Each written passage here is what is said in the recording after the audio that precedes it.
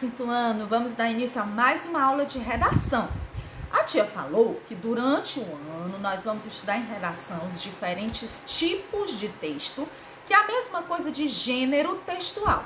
Gênero textual, quando a tia fala, todo mundo fica assim, será o que quer dizer essa palavra? Gênero textual é a mesma coisa que tipos de texto, tá bom? Então, cada texto, de acordo com as características que ele apresenta, ele pertence a um gênero textual, tá? Hoje nós vamos estudar mitos. E a tia adora esse tipo de texto, sabe por quê? Porque ele nos leva a viajar no mundo da imaginação. Mitos, lendas. Os mitos, ele tem mais ou menos as mesmas funções que uma lenda. Os mitos, eles tentam explicar algo que não tem explicação lógica para nós. Então, eles tentam, através de história, através do seu gênero textual, explicar algum acontecimento humano que nós não sabemos o porquê dele acontecer, tá bom?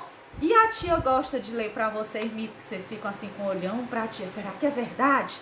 Então vocês vão pegar esse livrinho aqui, que é o livro de produção de texto, que é o livro que a tia usa para a redação.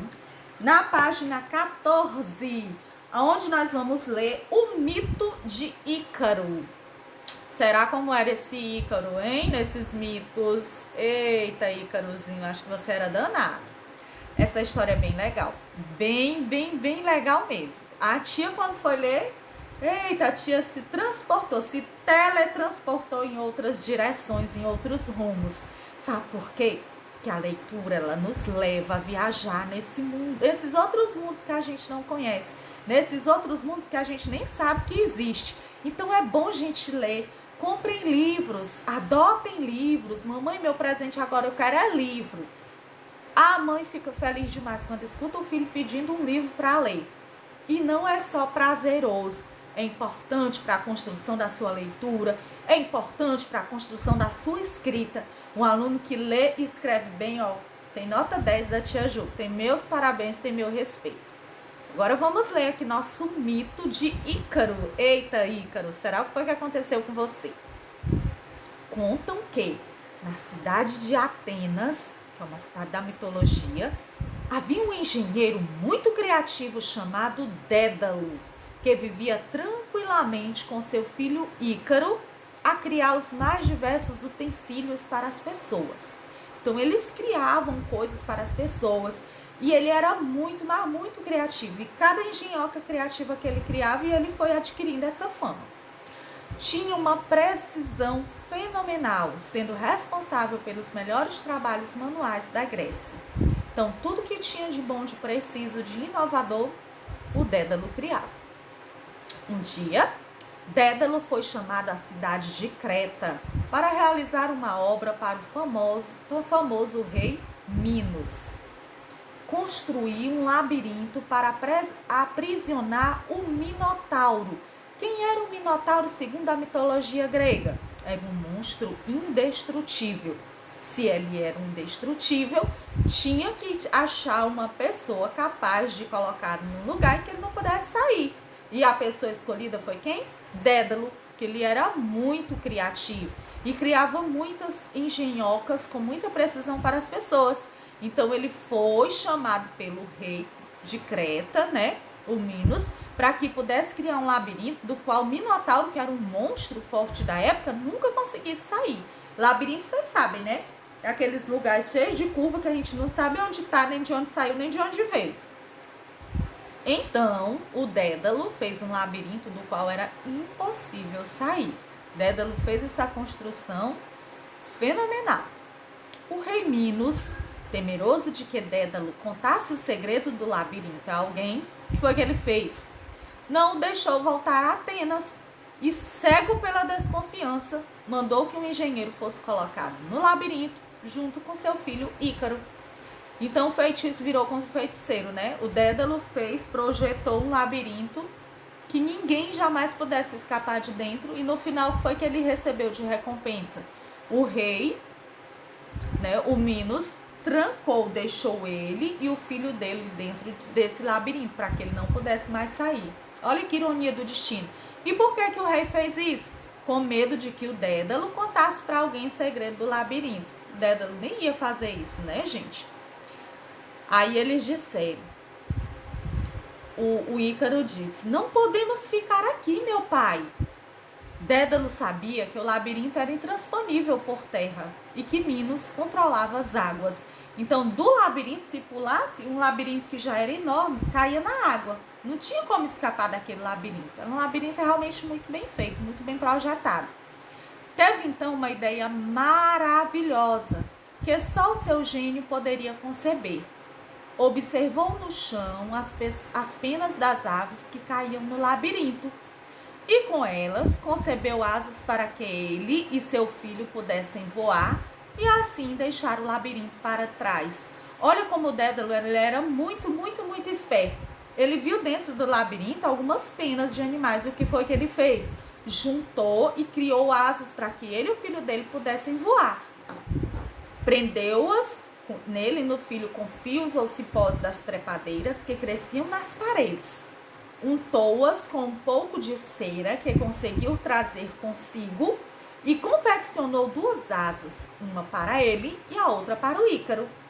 Esperaram uma noite de pouco movimento e então alçaram voo por cima das paredes do labirinto, seguindo em direção a Atenas.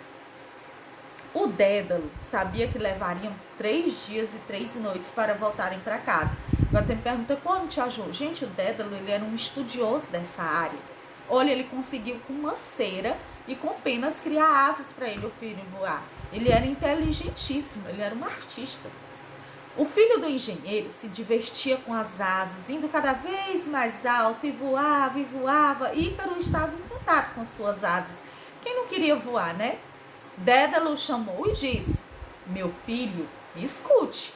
As asas que fiz nos colocam acima de muitos homens, mas lembre-se de que foram untadas com cera para impedir que as penas se separem. Aqui, nesta altura, não corremos perigo, mas não se aproxime do sol, pois seu calor esquentará a cera e as asas irão se desfazer. Entretanto, a empolgação do garoto foi mais forte que os conselhos do pai, e ele quis chegar onde nenhum homem jamais esteve. Quando o pai estava distraído, Ícaro voou alto em direção ao sol. Eita, Ícaro danado, a gente tem que obedecer os pais, minha gente. Entenderam, 5º ano? Tem que obedecer os paizinhos de vocês. É necessário, tem que obedecer. Porém, o calor do sol derreteu a cera. Que tragédia aconteceu? O pai do Ícaro disse: não voe muito perto do sol, porque nossas asas são coladas com penas com cera. E a cera, se estiver muito próximo do calor do sol, derrete. Mas o Ícaro se encantou com aquele voo de asas. Quem não se encantaria? E aí foi muito próximo do sol e o sol começou a derreter. Porém, o calor derreteu a cera e Ícaro despencou lá do céu em direção às águas do mar. Quando Dédalo percebeu que seu filho não o acompanhava mais, gritou: Ícaro, Ícaro, onde está você? Logo depois, viu as penas das asas flutuando no mar. Então, desceu e resgatou seu filho. E finalmente chegaram juntos a Sicília. Gente, eu confesso que no momento desse texto a tia suou frio, pensando que o Ícaro não ia sobreviver. Vocês também? Fiquei super preocupada. Será que o Ícaro vai viver? Conseguiu, né? O pai do Ícaro, graças a Deus, era um homem muito inteligente, deu pela falta do filho, conseguiu ir até o mar e resgatá-los. Finalmente chegaram na sua terra natal. Ainda bem que deu certo. E essa é a imagem linda que tem no livro de pai e filho, voando com suas asas feitas por penas e saindo desse lugar aqui onde era o labirinto, ó. Aqui era o labirinto. Aqui são as asas produzidas pelo próprio pai. Esse é o Dédalo e esse é o Ícaro. Olha a carinha do Ícaro, olha a mãozinha assim, ó, como quem diz assim. Conseguimos! E o pai com a mãozinha assim também de muita alegria por terem escapado. Vocês reparem que as paredes lá do labirinto eram muito grandes e grossas, né? Muito bem feitas. Vejamos aqui. Os mitos são narrativas de tradução oral que os povos antigos faziam para explicar os fenômenos da natureza e coisas de que a ciência daquela época não sabiam a origem, atribuindo-lhes a influência de deuses, heróis, seres mágicos e outros símbolos. Então vejamos, através dos mitos, eles tentavam explicar coisas que a gente não sabia explicação. Será o que aconteceu? Será de onde veio? Será de... Não, e atribuía aos deuses, heróis, seres mágicos e outros símbolos a explicação disso. Então vamos ao estudo do texto. Qual o sentimento do rei Minos em relação ao Dédalo? Foi de contentamento? Foi de tristeza? Foi de confiança ou foi de medo? Parece que o Minos teve medo de Dédalo, né? Ou uma desconfiança, né? Para quem foi construído o labirinto? Foi para o Dédalo, foi para o Minos, foi para o Ícaro ou foi para o Minotauro? Vamos pensar. Ele chamou o Dédalo porque queria que ele construísse um labirinto, né? Para prender um bicho forte lá naquele lugar. Era quem?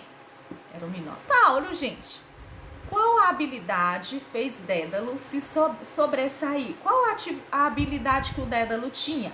A criatividade. O Dédalo era muito criativo e só por isso que foi chamado pelo rei. Você acha que as pessoas podem ser prejudicadas por terem uma habilidade que se destaca? Por quê? Então vamos ver. Certas habilidades ajudam muito o homem, mas algumas habilidades não, terminam atrapalhando, porque tem a inveja, né, das outras pessoas. As pessoas invejam as habilidades das outras e terminam prejudicando. Mas é muito bom você ser habilidoso, é muito bom você ter uma habilidade que você se destaca. Você é bom na cozinha, você é bom na escola, você é muito bom no futebol, você é muito bom nas makes, nos cabelos, você é bom em obedecer seus pais, você é bom em quê? Em que habilidade? Que habilidade você tem? Você sabe desenhar bem? Você sabe lutar karatê bem? Então, você tem a sua habilidade, é sua, você se destaca por ela e ela é importante. Por mais que algumas pessoas sejam prejudicadas, mas eu acho que na maioria não. A maioria das vezes a pessoa é muito feliz com a habilidade que tem e consegue transpor. Aqui tá meio ruim de ler, a tia vai ler daqui para vocês. Numere as cenas de acordo com a sequência em que aparece no texto. Então vamos lá. A primeira coisa é quando o Dédalo é convidado pelo rei, né? Número 1, para ir trabalhar no castelo. Número 2 é quando o Dédalo e seu filho Ícaro ficam presos no castelo. Número 3, o Dédalo começa a construir as asas, como vocês estão vendo aí. E número 4 é quando o Ícaro cai, dentro d'água. A sorte do Ícaro é que ele caiu dentro d'água, né, gente? Sexta, Ícaro por pouco não morreu. O que você acha que o levou a correr este risco? O Ícaro não escutou seu pai, ele não foi obediente, ele obedeceu à empolgação, à alegria do momento. Foi mais forte do que os conselhos que o pai dele deu e ele quase morreu por conta disso, por conta da desobediência. Então, por que aconteceu isso com o Ícaro? Porque ele não escutou o seu pai, não foi obediente, se empolgou com as asas e quase ia morrendo por causa disso. Quase custou sua vida. Se o pai dele não fosse bem atencioso e criativo, ele não teria conseguido sobreviver. Então fica a dica aí, vamos obedecer pai e mãe. Reescreva o mito de Ícaro, modificando as personagens e remetendo-se aos problemas e invenções dos dias atuais. Use sua criatividade. Então vamos pensar juntos. O mito do Ícaro nós vamos usar para quê? Vamos fazer uma historinha sobre o coronavírus? Né? Dizendo que o Dédalo foi chamado para conter o vírus que tinha no mundo. E ele explicou para o seu filho Ícaro que ele tinha que usar máscara, usar álcool em gel e não ir para aglomeração. Mas o que é que o Ícaro fez? Desobedeceu seu pai. Foi para uma festinha entre amigos, não usou máscara e não levou álcool em gel. O que foi que aconteceu? O Ícaro adoeceu. Como seu pai Dédalo era muito inteligente, muito criativo, ele criou um remédio encontrado nas matas, que salvou seu filho. Vamos utilizar desse jeito? Façam uma história bem legal. Mito. Então, deixa eu dar uma pesquisada para clarear mais nossa cabeça. Vejamos. Desde os primórdios da humanidade, quando não se conseguia entender fenômenos da natureza ou do comportamento humano, as pessoas tentavam arrumar uma forma de explicá-los através de histórias que acabaram por valorizar a sua cultura. passar a mensagem para os mais jovens e também preservar a memória histórica de seu povo. Assim surgiu o mito, palavra de origem grega e que significa fábula ou história. O mito é uma narrativa fictícia, ou seja, da nossa imaginação, que explica acontecimentos dos lugares, geralmente inclui seres fantásticos e deuses no local. Olha aí esses deuses da mitologia grega, que explicam muitas das coisas. Olha aí, muito bem. Mitos são narrativas que explicam por meio de elementos simbólicos, são simbólicos, nós não sabemos se esses deuses existem.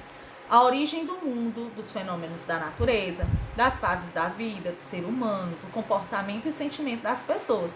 Tudo isso os mitos explicam. É verdade? Não se sabe. Assim como os pais transmitem aos filhos as experiências pelas quais passaram para que eles evitem cometer os mesmos erros, os mitos transmitem pistas que nos permitem fazer escolhas conscientes. O mito é uma narrativa fictícia que explica acontecimentos dos lugares. Geralmente inclui seres fantásticos e deuses locais. Interpretando os mitos, gente, nós temos aí esse rei. Existem os deuses da mitologia, tem o Midas, tem o Narciso, tem o Aracne, tem a Pandora. Cada rei da mitologia grega, ela é responsável, tipo assim, tem essa deusa aí que é a deusa do ouro, do amor, ela é linda. Temos essa outra deusa que é a deusa da lua. Tudo isso é explicado através dos mitos. Temos essa outra deusa que é a deusa da música, da harmonia. E nós temos vários deuses da mitologia grega, como o Baco, que é o rei aí das bebidas. Temos o Mercúrio, a Minerva, o Netuno, o Plutão, o Vênus, a Vesta, o Vulcano. Eu queria que vocês dessem uma pesquisada aí rápida para saber de que cada um desses deuses tratam, do que cada um desses deuses, eles são deuses de quê, tá bom?